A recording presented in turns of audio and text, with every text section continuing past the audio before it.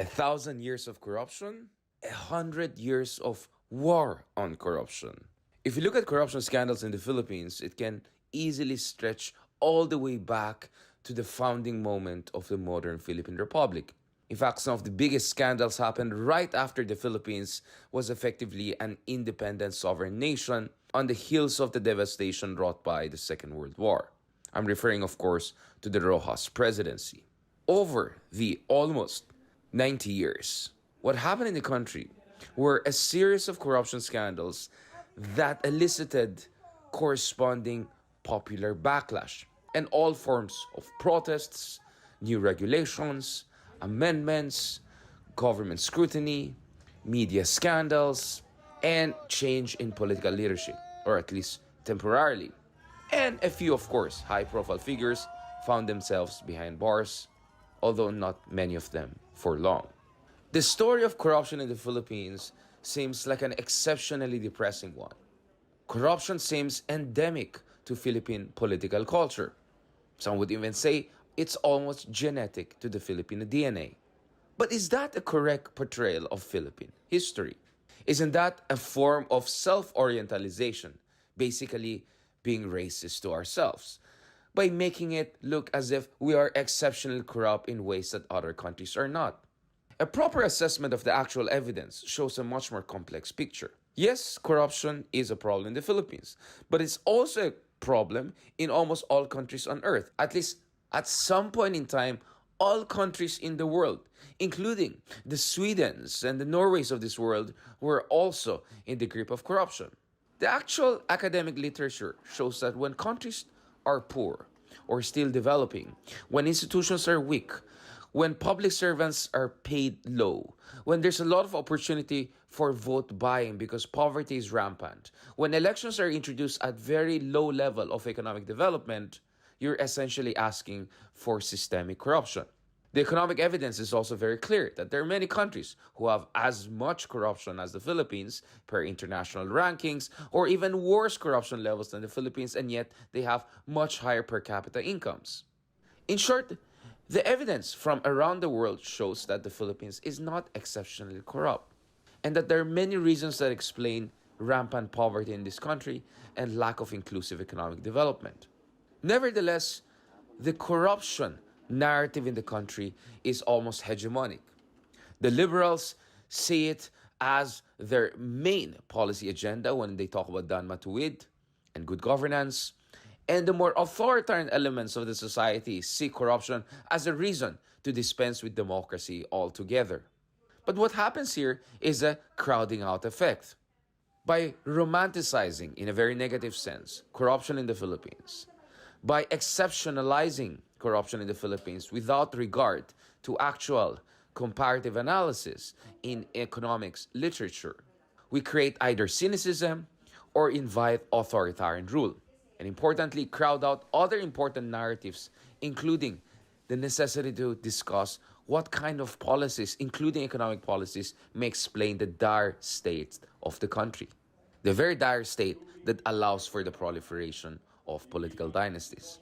To discuss the issue of corruption from a deep, longue historical perspective, we have a very special guest.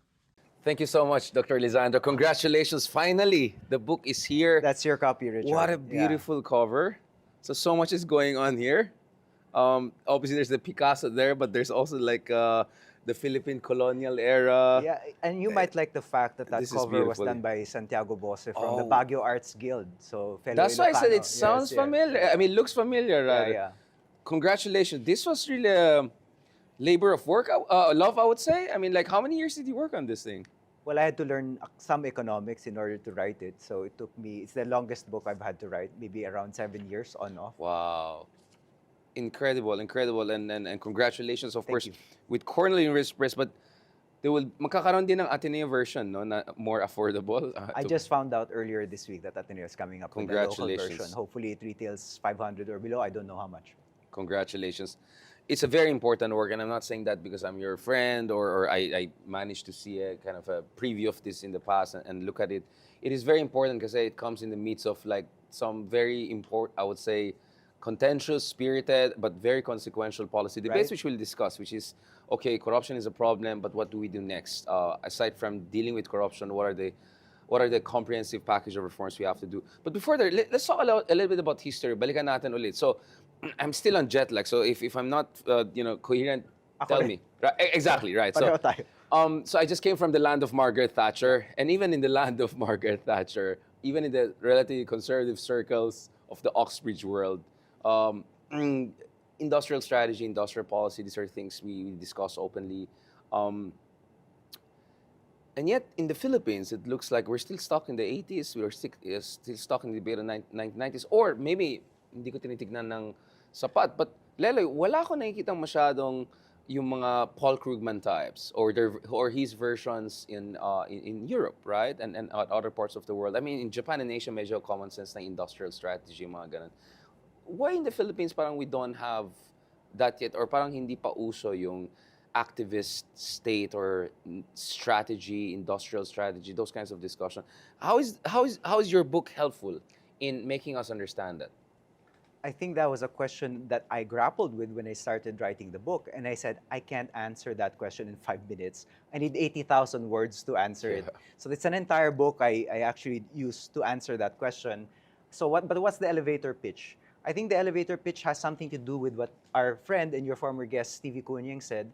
Filipino economic managers are teachers' pets. They like listening to the US. They don't like to think for themselves.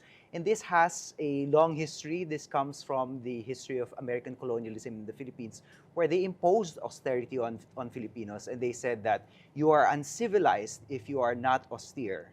If you do not balance the budget, if you don't have a strong currency, then you're barbaric. And a lot of Filipinos internalize this. The best example of this is in the 1950s, of course, was Central Bank Governor Miguel Cuaderno, who was the most austere central banker in the history of the Philippines. I think even more austere than our current central bankers, who during a time of deflation, during the Magsaysay administration, imposed a strict currency regime and refused to buck any kind of developmental spending, to the detriment, of course, of our labor industry, to the detriment of the growth of the Philippines. So we have been teachers' pets for at least 60 Yeah. years, but I'd argue maybe 100 years. And we can talk about the 100 years of war on corruption later on, or as our friend Mark Garrido was, a 1,000 years of corruption.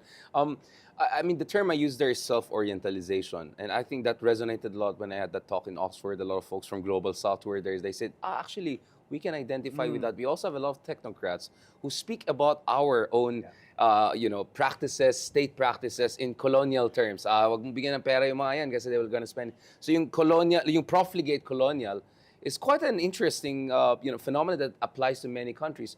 But and yet the Philippines, I would say, is still exceptional, right? The level of attachment, the way we're still tethered to this kind of Reaganomics, Thatcherite, some would call it neoliberalism. You still can see the predominance of that. In a way, it's still a kind of a hegemonic discourse as far as our economic circles are concerned. Or at the very least, hindi ko nakikita yung challenge or heterodoxy, which is the rigor and standard in every major capitalist capital in the world I've visited in the past 10 years. In the 1990s, they said that the IMF and the World Bank imposed structural adjustment on the third world. That's kind of true, but in the Philippines, they didn't need to impose it. We welcomed it because that's the Self-imposed. way we were thinking anyway. Since the 1900s, I was looking at the website of a conventional economist from our central bank. And on his website, he said that he wrote a book to defend the orthodoxy of the IMF. Oh, Can you believe that? wow. Right? So hindi lang teacher's pet. Research From the assistant din na siya. using examples from the Philippines, and this is unabashed, like proudly saying Yeah. that he wrote an entire book to defend the orthodoxy of the IMF. And these are the same people who are saying that the biggest problem in their society is not their economic management. They're the ones who are saying that they wash their hands of the problems of society. Our economic management is perfect. We followed the IMF. Why are we in a hole right now? It's because of corruption. And to me, that is intellectually dishonest. Isn't it, in a way, probably even worse than that? Kasi sa Pilipinas, parati natin sinisisi yung mga politiko for everything that goes wrong in the country, and for good reason. I mean, or economic oligarchs, for good reason. I mean, the numbers are staggering, right? Like, fewer than 200 families control now 82 provinces, right? More than 80% of the elected offices have been dominated by political dynasties. As of now, there are more than a dozen proposals to get rid of dynasties. But what we seldom talk about the damage that the technocrats have done to this country, right? These are the technocrats. I mean, you're not a sociologist, but you do intellectual history. And in your earlier works, right, you talked about a couple of these super technocrats, right, who seem to have, they had no skin in the game. That's what, yun ang problema. These are people who oversaw damaging economic legacy, but they never paid the price for it because they were always going to be paid well, right? They were always going to be in the rarefied circles, not to mention praised by the paragons of free market economics in the West. Hindi pa parang medyo may incentive misalignment, kumbaga, right? Do you see where I'm coming from? It's very, as you said before in a podcast, it's very difficult to hate these people because they're squeaky clean. Right. But squeaky clean doesn't necessarily mean you aren't making people poor. When you deny people social services because you're saying the economy runs like a house and I can't fund social services like healthcare and education, you are in fact doing more damage than Zaldico. So our good friend Jesus Felipe said, for example, Zaldico and his ilk, they stole maybe around 3% of the GDP. But these people, how much more are they denying people in terms of education, healthcare, and growth by these austere economic policies? It's a lot more damage. They're probably not going to go to hell the way Zaldico is going to go to hell, but objectively, they've done a lot more damage. And what's startling, Richard, is this. One of my colleagues at UC Berkeley, his name is J. Bradford DeLong. He's in the economics department. He's a kind of preeminent economic historian, but he was also part of the Treasury Department of the Clinton administration. And he admits that they made a mistake during the Clinton years. So he is a former neoliberal who regrets being a neoliberal because he knows that neoliberal turn basically shrunk the state, destroyed the working class of the United States, destroyed services. And the problem with the Clinton administration was that they gave it a kind of liberal left-wing sheen. And so he's very regretful of this. I mean, he's Right. given so many interviews saying that he's kind of atoning for what they Right. did. That kind of self-insight is not something you see among bureaucrats in the Philippines. Maybe it's because their circles are so limited, their imaginations are so They're out of circumscribed, touch. they're out of touch, right? And then they get affirmed by a kind of civil society that says, it's not your fault, it's the fault of these corrupt politicians. So again, they wash their hands. I don't know if you thought Pankaj Mishra used this term, bland radicals, referring to this neoliberal, technocratic people who don't have the typical revolutionary zeal to them. But in terms of the damage or consequences of their action, they are just as consequential as, say, your typical fiery revolutionary. This is interesting because throughout your works, you talk about Miguel Cordero and among others. These people were actually zealots, right? They were like zealots for a certain form of economic philosophy. Si Miguel Cuaderno, who I think has done more damage to our economy than any other figure, was a clean politician. There were a lot of corrupt politicians there, but who caused the kind of biggest downturn in terms of employment in the mid-20th century? It was Cuaderno. And when Cuaderno was asked, do you care about employment? He says, I do, but ultimately inflation is more important. The assets of the rich people are more important, and our standing in the international community is more important. What that means is he was seeking the validation of the World Bank and the IMF, but he didn't care about the unemployed Filipinos who are suffering under a deflation that his economic policies had caused. This is a very clear example of a clean politician. In fact, a lot of textbooks say that he ran a very solid central bank, a very bureaucratically efficient central bank, clean, bureaucratically efficient, strong institution, did a significant damage to our economy. Was it like central banking as weak state building? I As would weak say. state building, Not yeah. as state building, but a weak state building.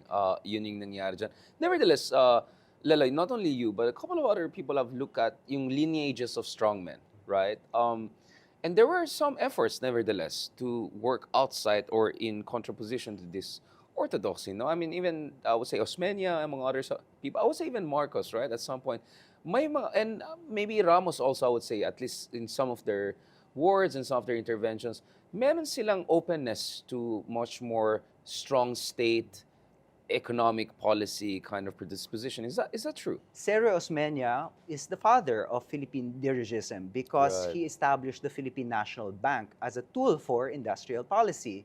And he established other institutions that were meant to support the economy of the Philippines and push the economy of the Philippines into the 20th century. But many of those projects were delegitimized by the Americans because the Americans did not want the developmental state to succeed. Why? Because if the developmental state of Osmeña succeeded, that would have proven them wrong. Because the Right. Americans claimed that the Filipinos were not ready for independence. So what did they do? There was a crash in the 1920s, a worldwide economic crash that affected Thailand, Japan, the United States, the rest of the world. In fact, the crisis was a lot deeper in other countries Yeah. than it was in the Philippines. But the Americans said that that crash was caused by the corruption of Osmeña and delegitimized Osmeña and basically reversed the dirigism of the Philippine National Bank, or the kind of industrial policy that Osmeña was promoting at that time. And if you look at the way we've written our history, this is the other problem. We've written our history from the perspective of those Americans who are delegitimizing Osmeña, as opposed to the Spanish language press that said, we are in fact defending our autonomy by building industrial policy in the 1920s. Right. So if we can return to that period and say, there is a real history of industrial policy or in developmentalism in this country, then we can harness the power of the Filipino people to build a stronger economy. Balikan ko yan, no? So, some of the more fair-minded people will say the only thing worse than having a failed policy is not having that policy, particularly in terms of industrial policy. So, totoo naman yan na marami nag-fail na industrial policy for many reasons, crony capitalism, bad incentive systems, misalignment, wrong timing, etc. But as Stevie correctly pointed out on this show, one of the parts that went viral when we made it into a shorts was, okay, even if we agree there's something wrong with the government, isn't the solution make the government better, not dump the government and contract it out to the private sector, or just give up on it and let the international market dictate it? Where's that coming from? That just give up? Is that kind of a libertarian ideology indigenously developed, or did it interface with the American libertarianism? It's for me, it's that, but it's also this deep, as Marco Garrido says, this deep sense of cynicism. Like there's no hope. So, for example, there was a volume about the legacies of the Marcos regime. It's a fatalistic. What should we learn from the Marcos regime? And one essay there said that what we should learn from the Marcos regime is that the state should not be an active player in the economy, but should just be a fair market regulator.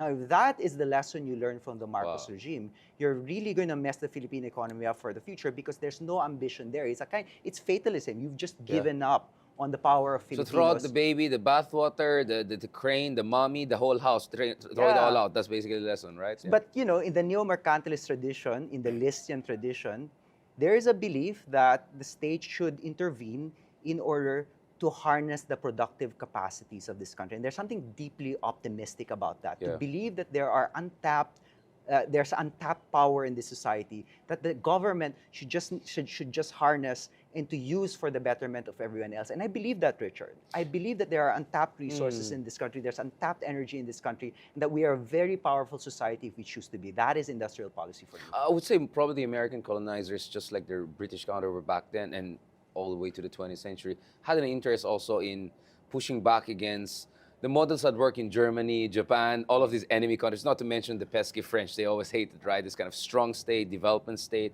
the historical school, the German school, right?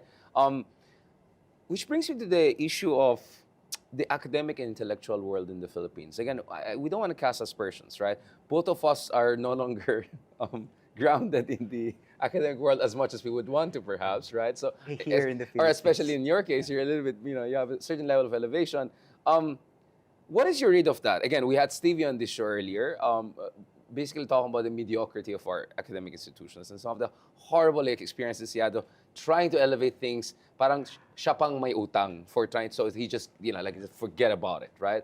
So, what is your read of, again, what is your read of the whole, because it's not about just one field or the other. I can see an interdisciplinary, hindi naman conspiracy, but an interdisciplinary kind of a vacuum, intellectual vacuum. I'm not saying idiocy. I'm saying just like parang there's something lacking there. There's kind of a black hole there.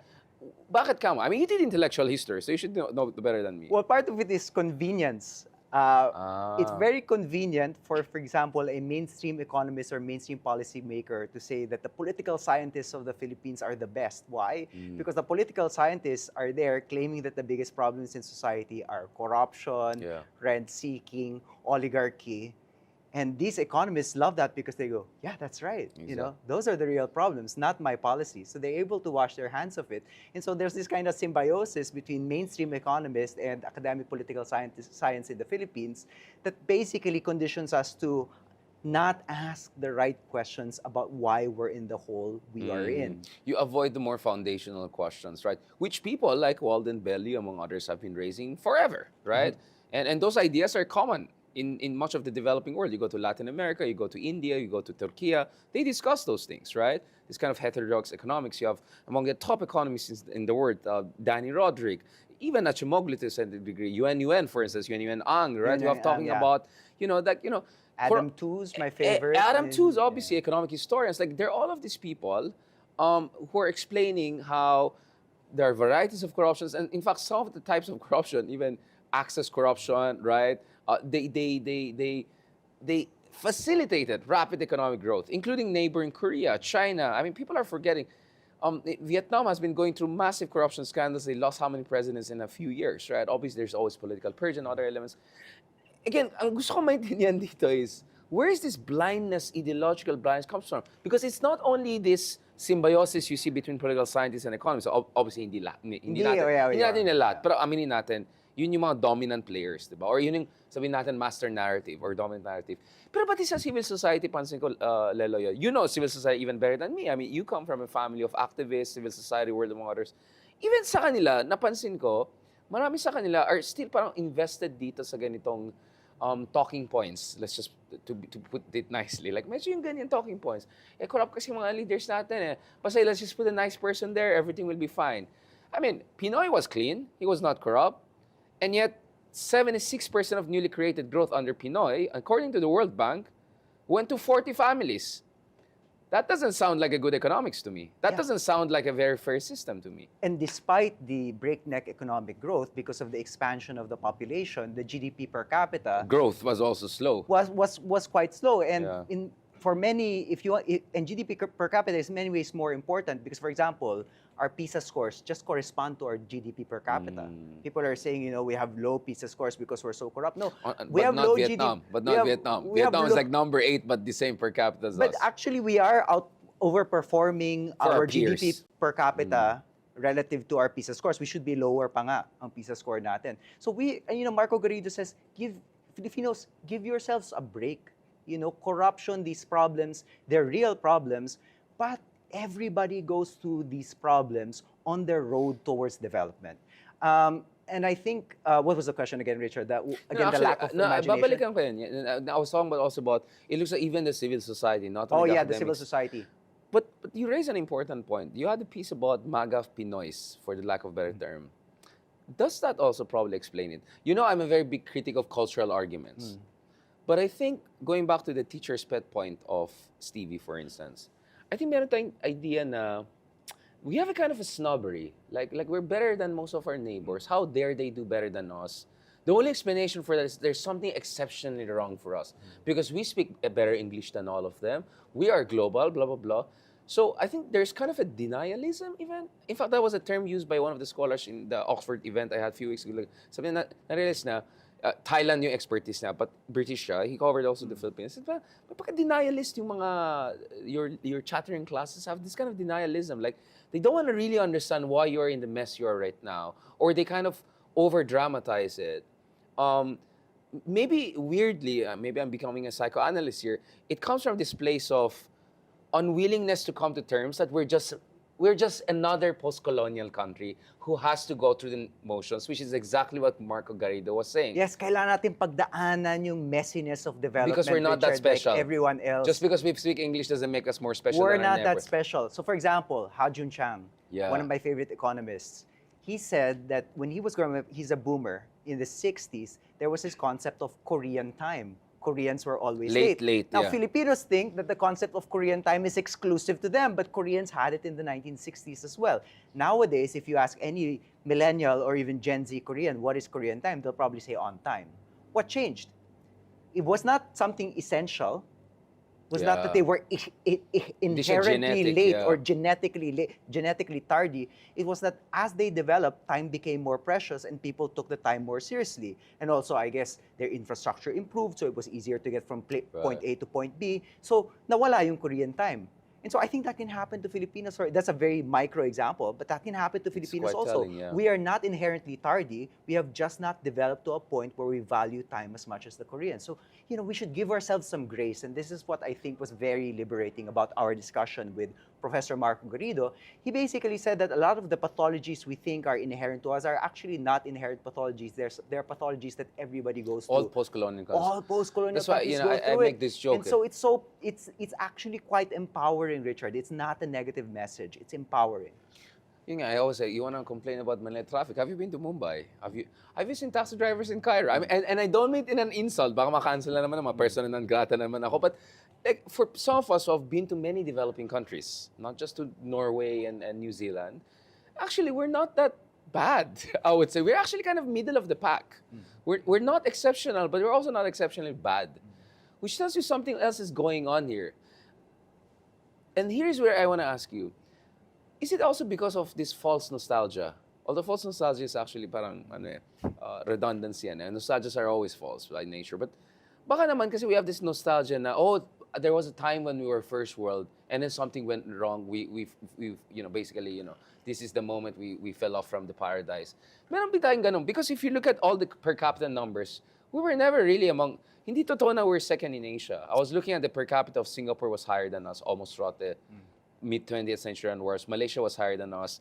Kuwait, United Arab Emirates, Israel. So I post all of these graphs. Alam mo yung mga logarithmic, yung over time, longitudinal. Pakita mo, Philippines was never among the highest. Yes, in terms of GDP size, but in per capita, we were never among the richest in Asia. Never. Never. It's not true. We're way lower than many other Asian. And yet we always have this kind of idea na, kung pro-Marcos ka, it was the 70s. Kung anti-Marcos ka, it was the 50s, right? If, I don't know, kung yellow ka, it was Pinoy's time. You know what I'm saying? Like, everyone has this kind of a false nostalgia version. Yeah. It's just a different time reference. If you're sentimental like you and me, it's Rizal's time. It's 1890s, right? But actually, all of us have a version of that. 1890s was one of the few times in our history where we had a depreciating peso and an export surplus. So Actually, I am really nostalgic about Rizal's time. I am proud of our version of. Our nostalgia is most accurate yeah. empirically. It backs it up, right?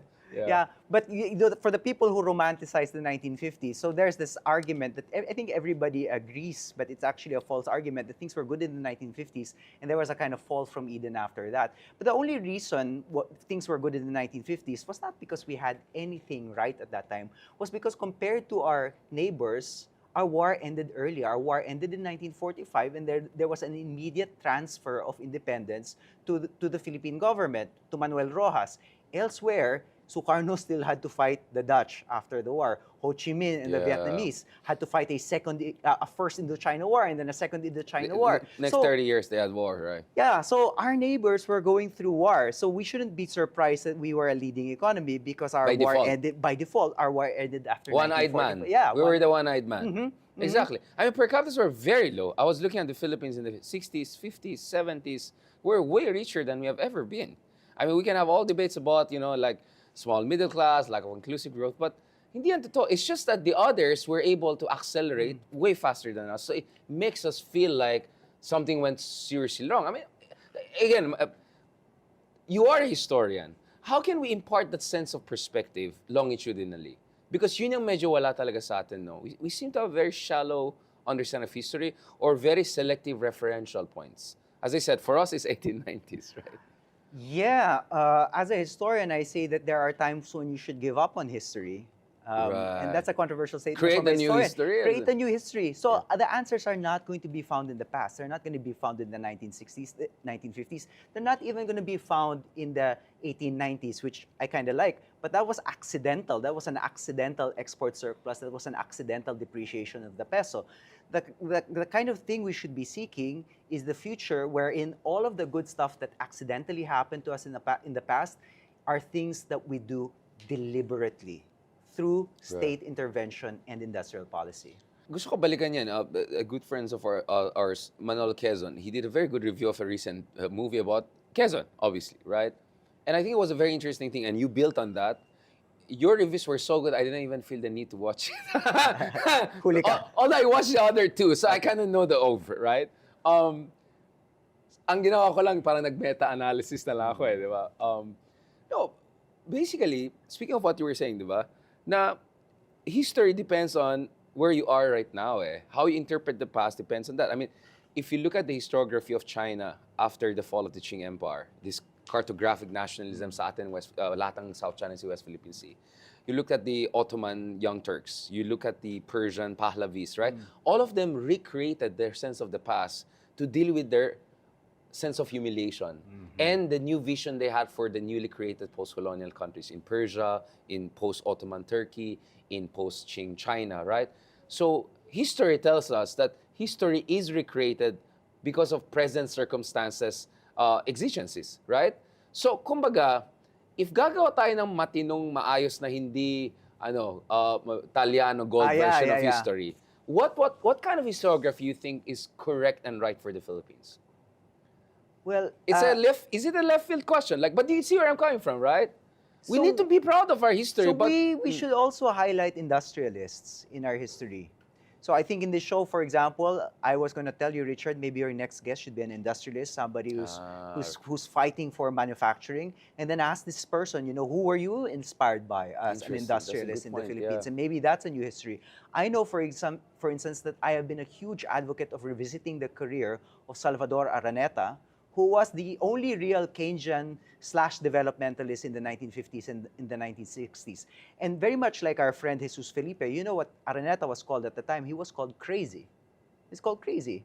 And you mean someone called fringe economics? Yeah. So, I think the finest economist working in the Philippines right now, and you agree, is our friend Jesus Felipe. And people call, they didn't call him a fringe economist. They called him his economics, fringe economics, which is not. Well, I'm not sure. I'm not if I call this book is based on fringe history. What does that tell about you? Yeah. I'm not sure it really you can separate that. But I think Jesus should take that as a compliment because the kind of prophets of the past were called crazy as well, and I think they were validated because Salvador Araneta was warning that there was a great deflation in the 1950s. He was warning that employment numbers were super low and that this was creating social tensions in society. And I think he was right. I think he has been validated, and I think somebody like Jesus is going to also be validated in the future because he's asking a fundamental question. Your mainstream economists ask the question when they're doing the budget, what can we afford based on a household model? Jesus and other heterodox economists are asking the question, what does our society need? And this is ultimately the real budgeting question, Richard. What does the society need? Correct. What do our people need? How do we feed people? How do we give them health care? How do we give them education? That is the fundamental question, not the bond rate, not the inflation rate, not all these extraneous factors. It is the quality of life question that they should be asking. I mean, as a podcaster would say, there are levels to some things, right? I mean, there's importance to inflation, but there are other levels of important things. Punta naman tayo dun sa latter part ng ating diskusyon, Professor Claudio.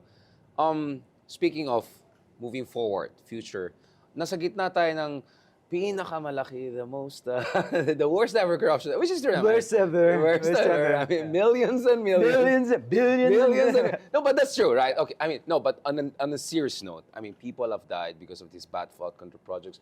I really wish not only go to hell, I want them to go to jail. And sana, yun yung year-ender ng administration na to, some of these big guys go to jail.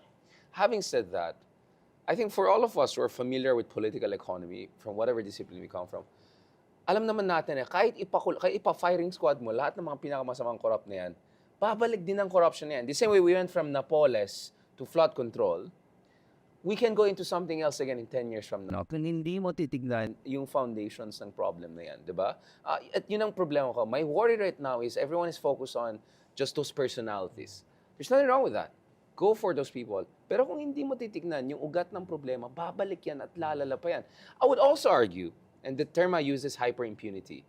Surprised ba tayo na sa isang bansa kung saan libo-libo sa ating kababayan ay pinapatay with impunity during the Duterte era, and some would say until now, na nagkaroon din ng impunity in terms of corruption at the next level? I would say also the corruption we have seen in the past 10 years is a corollary or an effect of Dutertismo. Yeah. because you create basically this kind of a wild, wild west where anything goes. If you can get away with mass murder, probably you can get away with mass corruption, right? And it's interesting that you can actually even make a graph of EJK numbers going up from 2016 to 2017, and then the Discaya project and flood control also going up. So you can also say that maybe the corruption we're saying now is exceptionally high because of the exceptional hyper-impunity that the Duterte's created since 2016, which continues up to today, where I'm not giving free pass to anyone here, right? So do you see, this is a new angle I'm introducing to the debate. This was not there before, but my idea is that there could be also exceptionality to this. But even if it's not, if this is really structural, talaga may problema sa ating political system, something radical has to happen, I don't think radical enough yung ipakulong mo lang yung mga corrupt. That's not radical enough to me. That's just the surface level. What is the true comprehensive reform package we need, Leloy? So, two levels. I You're almost right. said Walden. Walden. We should do the straightforward institution building that our political scientists and our mainstream economists love. Nothing against that. Thank you. Anti-dynasty bill, send people to jail, tinker with the institutions. You had Heidi Mendoza on, and she outlined particular solutions that were necessary. How public accountants get involved. I'm all for that, 100%. And we can reform. I think we should also reform the legal profession, because the legal profession breeds a lot of corruption because there's a kind of omerta among the pañeros in the legal profession. These things are all good. And if you engage in these things, these are like 1,000 cuts against corruption. Yeah. But what's the knockout punch as you're doing this? The knockout punch is ultimately, as we've been saying throughout these series of episodes, is to get rich. Because once you get rich, you can fund the office of the ombudsman. You can pay public servants better. And then that solves corruption in the long run. And that breeds a cycle, a virtuous cycle At hindi desperado magbenta ng boto ng ibang kababayan. So, you know, a lot of the yellow opposition, the pink opposition, they see the numbers. They see the numbers, and they see that the massa don't really care about corruption as much as they do. Yeah. This was very clear in the WR Numero survey. And then they get shocked. You know, they're pearl clutching. Pulse Asia survey has been showing this for the past 10 years. They shouldn't be shocked, because when you're poor, your primary considerations are gut issues. So you want them to care about corruption, take care of their gut issues.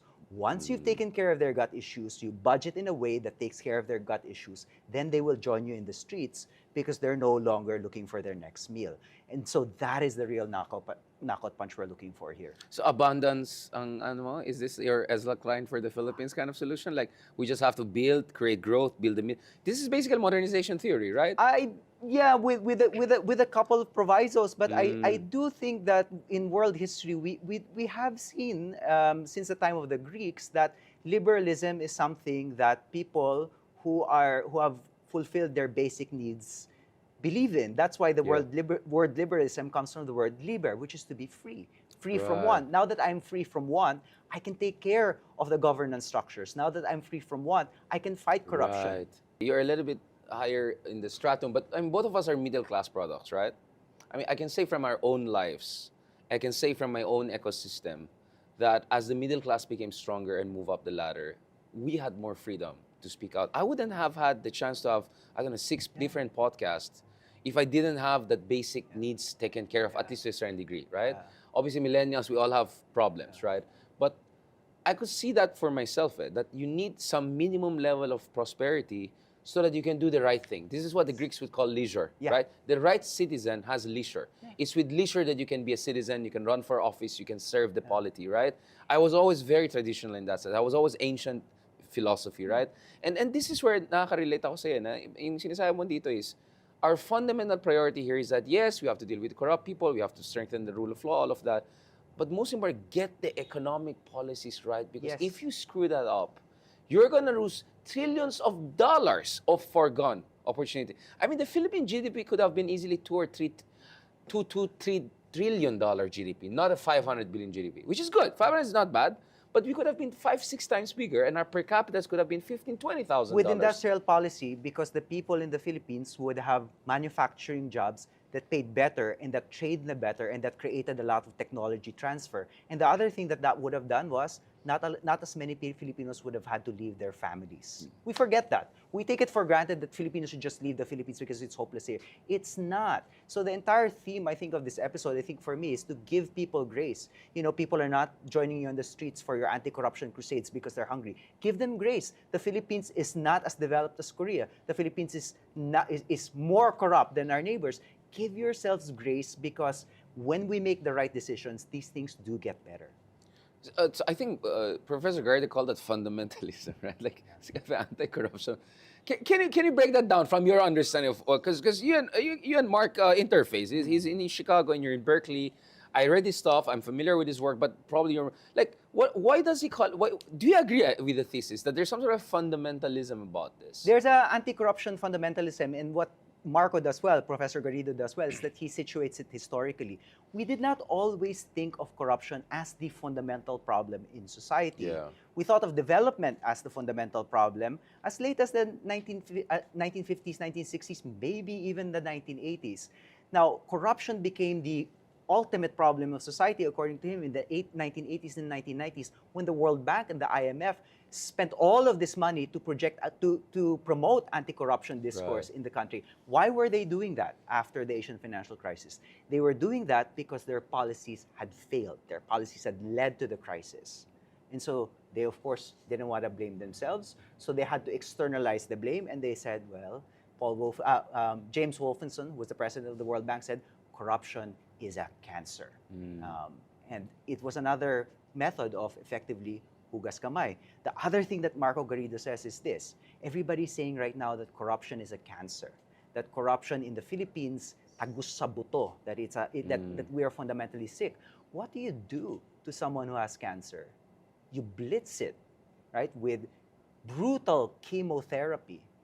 So when you present corruption as a fundamental cancer, Marco Garrido says, you are saying that the solution is something extraordinary. Authoritarian leader. Authoritarian. Let's you be are honest. calling for a Dux Ex Machina. So, for example, the opposition right now says, well, you know, it's a cancer, corruption is so bad, we need fundamental solutions. And then they'll say, okay, we'll tinker in the budgets, we'll play around with the budgeting process, we'll pass an anti-dynasty law. Meanwhile, Sara Duterte says, well, if it's really a cancer, break it all down.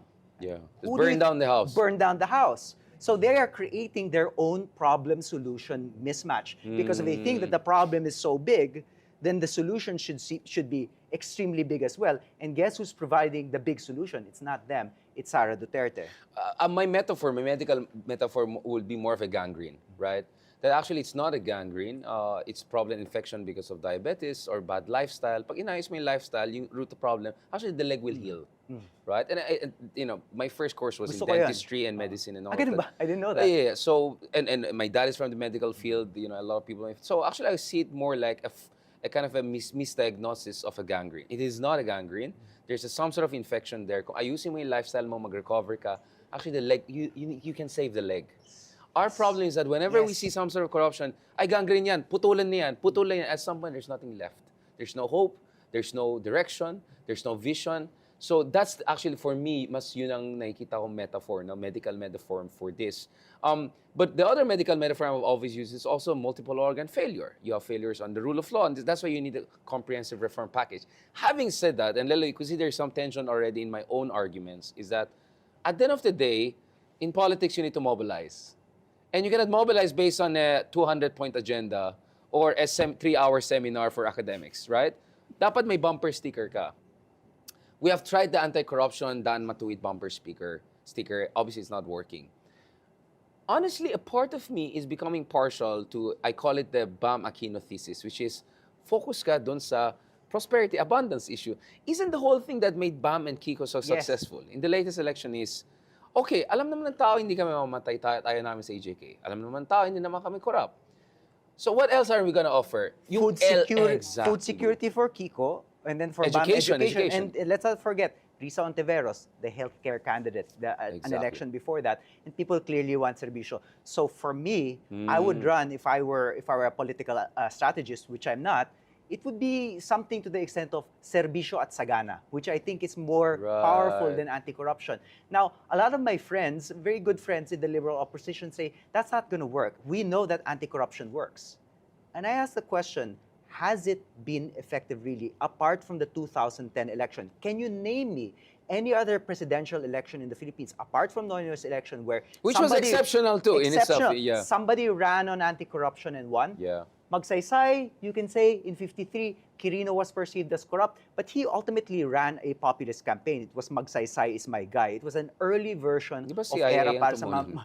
Era para sa Mahirap. And then people say, well, how about Cory Aquino? She ran on an anti-corruption platform. No, she didn't.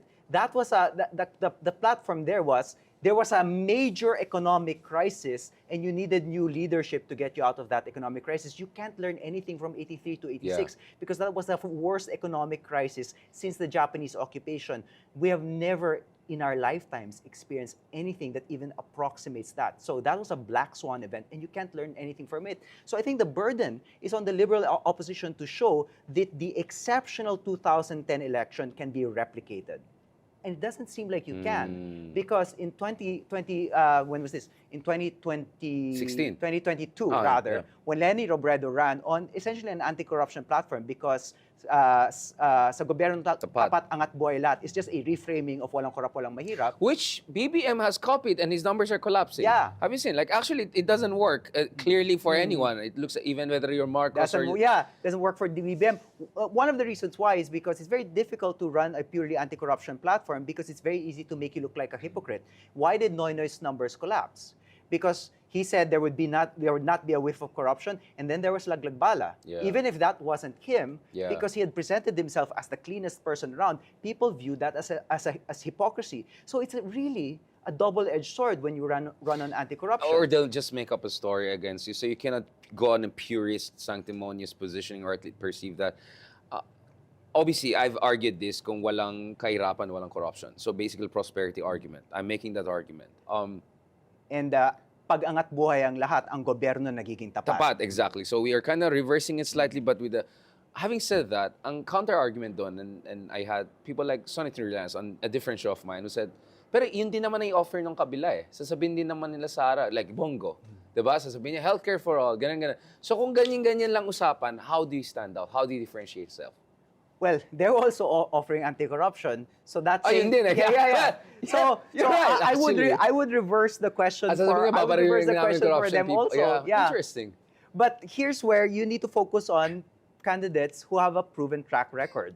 Interesting. And that's where what you say has to match with your record. And that's why I think we should be running local candidates who have provided services. And that's why, Vico Soto, he's a great anti-corruption candidate, but he's also a kind of local public services argument. Yeah. You know that there are better public services in Pasig because of the mayor. Yeah. And that's where I think we should return to local politics. And then the other thing I was thinking about, Richard, is there's a base strategy and there is a strategy for expanding your base. The base strategy is anti-corruption. Your base loves anti-corruption, right? These are like hardcore Noynoy people, hardcore Lenny You rile people. them up, So I love the trillion peso march. I love these activities. I'd like to join them if I were here. Unfortunately, I was abroad. I would have joined these activities as well because I am part of the base, and that does rile me up. But you have to recognize that once you've consolidated the base, you need to ask the question, what do we do to expand that base? Because it's a very small base. It's like 11, 12%. Yeah, and you have 40, 45% undecided. Yeah, you can't You win have an to win election, over those people. Yeah, you have to win over these people. That was fantastic. Thank you so Salamat. much, Thank you. Professor Thank you. Claudio, for that. And thank you so much also for this gift. Very, very kind of you. And Thank you. Congratulations for having one of my kapsats doing your cover. We from the Cordillera, we always do it the best. Yeah, the Baguio Arts Guild. Thank you so much. This is a great work. Leloy, mabuhay ka. Thank you so much for this kind of conversations. Catch us again next week here on One News. You can also check out the long conversation on Spotify and YouTube. I am Richard Haydarian, and that was The View from Manila, where One News, all sides, all the time.